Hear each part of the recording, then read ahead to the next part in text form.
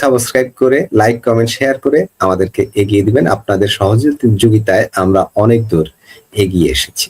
প্রথমে শুরু হলো তেল দিয়ে, তারপরে টিকা, এরপরে এরপরে ইন্দুর বান্দর চিকা নিয়েও রাজনীতি শুরু হবে এই দেশে, কোনো সন্দেহ নেই।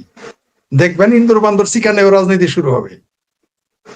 আপনি যেটা বলেছেন, বাংলাদেশে কিন্তু ঠিক ওই সময় সারও কিন্তু সংকট ছিল না মজুত করার কারণে। তখন বিএনপি ক্ষমতায়, আমার এলাকার আমাদের আসনেরই মন্ত্রী ছিলেন ব্যারিস্টার সালাম তালুকদার। আমরা এগুলো ভালো করেই জানি। এশিয়ার সেরা সার কারখানা সবচেয়ে বড় আমাদের সরিষাবাড়িতে।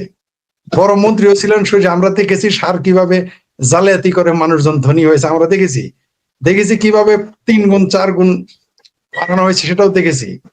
কারণ মন্ত্রীও আমাদের, আরো আমাদের এলাকার সার কারখানা কিভাবে সার বের হয়ে, মানে ঢাকার সার নরসিংদী যায়, সরি সরিষাবাড়ির সার নরসিংদী যায়, সরিষাবাড়ির সার রাজশাহী যায়, সরিষাবাড়ির সার শরীয়তপুর যায়। খোদ আমাদের সরিষাবাড়ির সার ছিল না, মারামারি কাটাকাটি লেগে গেছিল। এটাকে বলে মজুদদারি। এটা আমরা নিজের চোখে, আমি চোখ দিয়ে দেখছি এগুলো। তো যাই হোক, ওটা তো আমি জানি। তেমনি তেল নিয়েও তাই শুনেছে। তেলেরও কিন্তু, এটা কিন্তু সত্য, এই যে বলে পেট্রোলের মজুদ আছে, এটা কিন্তু মিথ্যা না, এটা সত্য। এটা কিন্তু আসলেই সত্য। কারণ বাংলাদেশে ডিজেল আমদানি করতে হয়, পেট্রোল আমদানি করতে হয় না। আমাদের যা দরকার তার চাইতে বেশি আমরা রপ্তানি করতে পারি পেট্রোল। তারপরে সংকট শুরু হয়েছে এই দেশে। ওই যে আমাদের ভূঁইয়া সাহেব বললেন যে বাংলাদেশের লক্ষ লক্ষ অগণিত মোটরসাইকেল রয়েছে। প্রত্যেকটা, বহু মানুষের বিজনেস মোটরসাইকেলের উপর নির্ভর করে। বহু মানুষের দোকান মোটরসাইকেলের উপর নির্ভর করে। আপনি কি জানেন ওষুধ পাওয়া যাবে না কয়দিন পরে ওষুধ পাওয়া যাবে না। কয়দিন পরে যোগাযোগ করার লোক থাকবে না। শ্বশুর বাড়ি জামাই বাড়ি আসা যাওয়া বন্ধ হয়ে গেছে। দেখলাম এক লোক টুপি পরা দাঁড়িয়ে জামাতে বোধহয় হবে, তেলের খালি ট্যাঙ্কি খুলে আনছে তেল ভরতে। হাস্যকর ব্যাপার। তেলের খালি ট্যাঙ্কি নিয়ে আসছে, টিভিতে আজকে দেখলাম। তো এই যে দেশের পরিস্থিতি, বিএনপি গুলো সামলাইতে পারবে না। কারণ ওই যে একটু আগে বললেন যে শিক্ষিত হলেই হবে না, দেশ চালানো আলাদা জিনিস। যেমন আমাকে যদি এখন বাংলা একাডেমির প্রধান বানায়, আমি তো চালাইতে পারবো না। আমাকে যদি এখন পরমাণু বিজ্ঞানীর দায়িত্ব দেওয়া, আমি পারবো না ভাই। রাজনীতি আলাদা জিনিস। ডক্টর সাহেব, আমাদের আতম ব্যাপারে যে ডক্টর সাহেব এত বড় শিক্ষিত লোক ছিলেন, তিনি ইউনিয়ন চেয়ারম্যান হইতে পারবেন না, দেশ প্রধান হয়ে গেছিলেন। ভাই যতই আপনি চেয়ারম্যানদের যতই বলেন আপনি গমসুর, এমপিদের যতই বলেন কমিশন খোদ, দেশ চালাতে তাদেরই লাগবে ভাই। দেশ আলাদা জিনিস। তার প্রমাণ দেখলেন তো, ডক্টর ইউনূস 17 বছরের দেশটাকে কোথায় নিয়ে গেছে। $9 বিলিয়ন শুধু ঋণ করে গেছে। এটা হলো প্রকাশ পাইছে একটা, আর কত যে করেছে আমরা তো জানি না। দেশ চালানো টোটালি আলাদা জিনিস। আমরা যতই চাপা মারি, এমনকি যে সচিব সাহেবের যেটা ভাইরা বলেন যে বিসিএস ক্যাডার, উনিও দেশ চালাইতে পারবে না। উনি হয়তো সচিব হইতে পারবেন, সচিবের কাজটা ওনার। দেশ চালানো কঠিন জিনিস। জনগণকে ম্যানেজ করা, জনগণকে দৌড় করা। যারা আমলা হয় তারা কিন্তু 9টা 5টা অফিসে অবস্থ। তারা কিন্তু শুধু ইয়েস নো ভেরি গুড বলে। সেনাবাহিনীরা ইয়েস নো ভেরি গুড, আর এরা হচ্ছে অর্ডার দিমো, এই ওসি এটা করো, এই ভূমি অফিসার এটা করো, এই অফিসার এটা করো, এই ধরনের তারা অভ্যস্ত। কিন্তু জনগণ আলাদা জিনিস। জনগণের হইতে হবে। নেতাকে আমরা যতই গালি দেই, তারা এই দেশের মানুষের সাথে মেশে। রাত 2টার সময় কোনো সচিবকে আপনি খুঁজে পাবেন না। রাত 2টার সময় কোনো আর্মি অফিসারকে আপনি খুঁজে পাবেন না। রাত 2টার সময় কোনো টিএনওকে আপনি খুঁজে পাবেন না বিপদে। ওই রাজনৈতিক নেতারাই যাবে আপনার বাড়িতে আগুন লাগলে ফায়ার সার্ভিসের আগে কিন্তু জনগণ পানি ঢালে আপনার প্রতিবেশী। তেমনি নেতারাই দেশ চালাবে, এটাই স্বাভাবিক। রাজনীতিবিদদের জন্যই রাজনীতি। আমরা দেখেছি অনেক আমলাকে, জননেত্রী শেখ হাসিনা আমলাকে ধরে এনে নেতা বানাইছেন, মন্ত্রী বানাইছেন। আমরা দেখেছি তারা ফেল মেরেছে এখানে। আমরা দেখেছি অনেক ব্যবসায়ীকে সব দল এনে মন্ত্রী বানিয়েছে, দেখেছি তারা ফেল মেরেছে। তারা মনে করেছিল ব্যবসা ভালো বুঝে দেশও ভালো চালাবে। না রে ভাই, যে কাজের জন্য তাকে সেই কাজ দিতে হবে। আপনি হবে না, আপনি সালমান এফ রহমান ভালো ব্যবসায়ী মানে সে ভালো দেশ চালাবে, তাও নাও হইতে পারে। আপনি দেখেন, আপনি পৃথিবীতে বড় বড়, ট্রাম্পও তো পৃথিবীর সেরা ব্যবসায়ী, সে তখন প্রেসিডেন্ট। চিৎকার চেঁচামেচি করে কেন আমেরিকার লোকজন? আবার নরেন্দ্র মোদী তো পেশাদার ব্যবসায়ী না, তার কোনো পেশায় নেই, দেশ তো ভালোই চালাইতেছে। তো আপনি এই ব্যাপারে মিলাইতে, রাজনীতিবিদদের কাছে রাজনীতিবিদদের বুঝতে হবে, এইখানে আনা যাবে না। যার জন্য দেশে এই সমস্যা। তারেক রহমানের কথা বললেন, যাদের এক মন্ত্রী আজকে তেল মারছে দেখলাম, এতই তেল মারছে দেশ, তিনি বললেন যে এই দেশে যা উন্নয়ন হয়েছে সব জিয়াউর রহমান করছে। এই দেশে সব মনে হয় যে পদ্মা ব্রিজটা বোধহয় জিয়াউর রহমান বানাইছে, মেট্রো রেলও বোধহয় জিয়াউর রহমান বানাইছে। বুঝতে পারছেন তো? এই হলো কারণ তারেক রহমান শুক্র 8 দিন যাবত ক্ষমতায়, বলার তো কিছু নাই, তাই ওটা বলে ফেলছে এত তেল।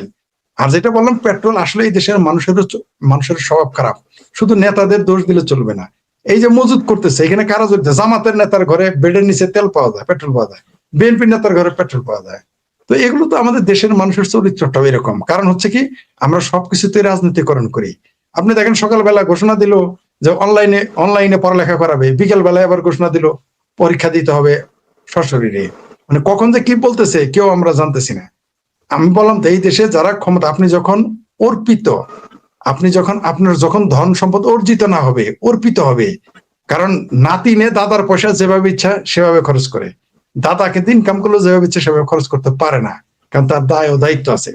তারেক রহমান ক্ষমতায় আসছেন, তাকে বিএনপি কে প্রথমে ক্ষমতায় তাকে সারে খেয়েছিল, তারপরে কারেন্টের খাম্বাই গিয়েছে, এবার তাকে তেলের পরে টিকায় ধরছে, এরপরে কি ধরে সেটা আমরা দেখার অপেক্ষা করতেছি।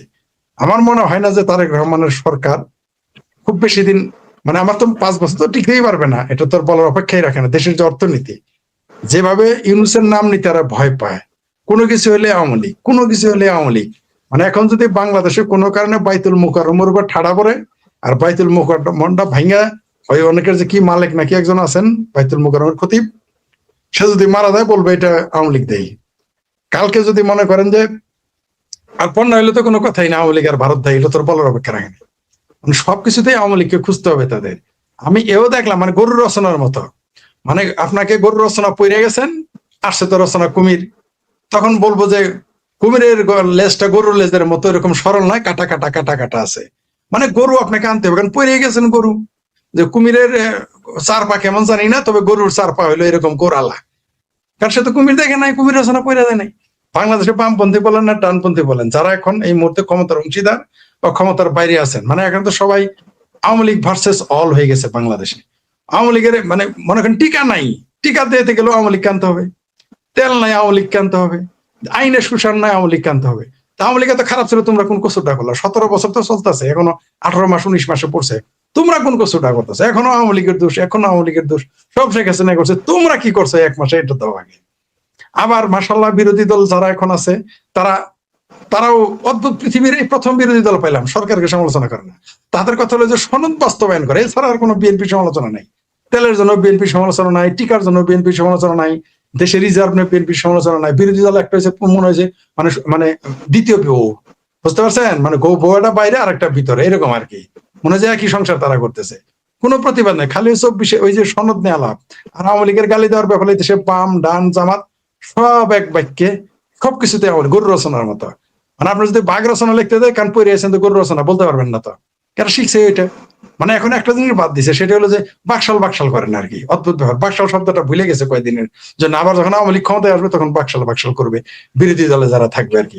তবে আমি খুব শঙ্কিত এই দেশের ভবিষ্যৎ নিয়ে, এই দেশের অর্থনৈতিক ভবিষ্যৎ নিয়ে, এই দেশের মানুষের ভবিষ্যৎ নিয়ে, এই দেশের সার্বভৌমত্ব নিয়ে। স্বাধীনতার আলাপিত নাই, মুক্তিযুদ্ধের চেতনা, ইতিহাস, এগুলো তো ভুলণ্ঠিত, এগুলো তো তারা রাখবে না। আজকে দেখলাম জামাতের আমির বলছে সে মুক্তিযোদ্ধা পরিবারের সন্তান। কয়দিন পরে শুনবো যে গোলাম আজমও মুক্তিযুদ্ধ করছে, কয়দিন পরে শুনবো গোলাম সাইদির পোলা বলবো আমার বাপ মুক্তিযোদ্ধা ভাতা পাওয়া শুরু করবে। তাই এটা নিয়ে আলোচনা বাদ। নতুন মুক্তিযোদ্ধার যে তারা কি যেন নতুন করে রিসাফল দিবে, তারা নতুন করে তদন্ত করবে মুক্তিযোদ্ধা কারা। ওর মধ্যে আমার ধারণা বঙ্গবন্ধুর নাম বাদ পড়বে, শেখ হাসিনার নাম বাদ পড়বে, কারণ এরা তো মুক্তিযুদ্ধ করে নাই। মুক্তিযুদ্ধ করছে গোলাম আজম, মুক্তিযুদ্ধ করছিল সাইদি নিজামী, কাদের মোল্লাদের নাম, যাই এটা তাদের ব্যাপার, দিতেই পারে। যতক্ষণ ক্ষমতায় থাকলে এই দেশে যা ইচ্ছা তাই বলা যায়। আপনি যখন ক্ষমতায় থাকবেন, কারণ এই দেশের একটা সুবিধা হইলো যে আপনি যখন ক্ষমতায় থাকবেন, আপনার বিরুদ্ধে না সাংবাদিকেরা কথা বলবে, না বুদ্ধিজীবীরা কথা বলবে, কেউ আপনার বিরুদ্ধে কথা বলবে না। কিন্তু সরকার থেকে পড়ে গেলে ডক্টর হুমায়ুন আজাদ ভাষাটা বলেই শেষ করে দেই। ডক্টর হুমায়ুন আজাদ বলেছিলেন, যখন আপনি সত্যকে বলতে দিবেন না ক্ষমতায় থাকতে, তাহলে আপনি যখন ক্ষমতায় থাকবেন না, তখন আপনাকে অজস্র মিথ্যা ঘিরে ধরবে, তখন নিজেকে রক্ষা করতে পারবেন না। জি, ধন্যবাদ।